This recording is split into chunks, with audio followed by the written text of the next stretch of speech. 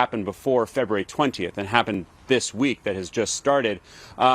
You have to imagine that Western intelligence is communicating to President Zelensky, this is what we're seeing, this is what we're thinking. Of course, the U.S. is never going to say, hey, we told the Ukrainians that this is going to happen on the 16th. But clearly, someone has told Zelensky that this is going to happen on the 16th. And we heard Zelensky over the weekend say, well, if you have the intelligence saying that this is 100% happening, then please show it to us. And then earlier today, we did also hear from a national security official who works for Zelensky saying that we don't believe that this is going to happen. So President Zelensky making light of something at what is really a very tense moment, Hala. And this, of course, highlighting the very different, how far apart the U.S. and Ukraine are in terms of attitudes and tone right now. And meantime, in Moscow, we're seeing Sergei Lavrov sitting at that super long table with Vladimir Putin, the Russian president, in that highly choreographed television moment, answering a question from the Russian president and saying essentially there's still a window of opportunity for diplomacy and, in fact, that talks should be escalated.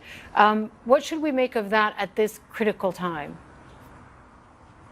Well, once we get past that really long table, the substance of it is really quite interesting. As you noted, this is highly choreographed. This was on state-run media, on state television. So this is clearly for all of Russia and for all of the world to see.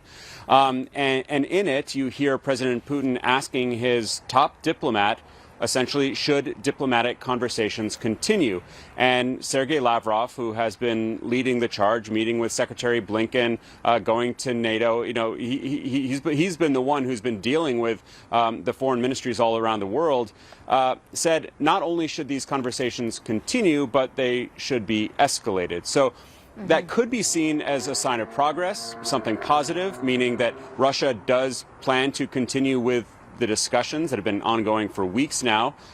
It could also not be true. It could also be in response to make the U.S. look bad because the U.S. is going around saying that Russia is going to invade. It's simply very difficult to say. Of course, Europe and NATO and the U.S. really do want the diplomatic conversations to continue. But both sides have been shouting past each other for quite some time.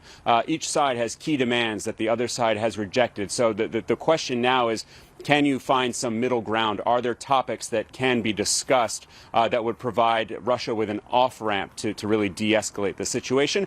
And both sides essentially believe that there are areas where they can have talks, but they simply aren't there yet, Hala. All right, Alex Marquardt, thanks very much. John Herbst is a former U.S. ambassador to Ukraine. He joins me from Fairfax,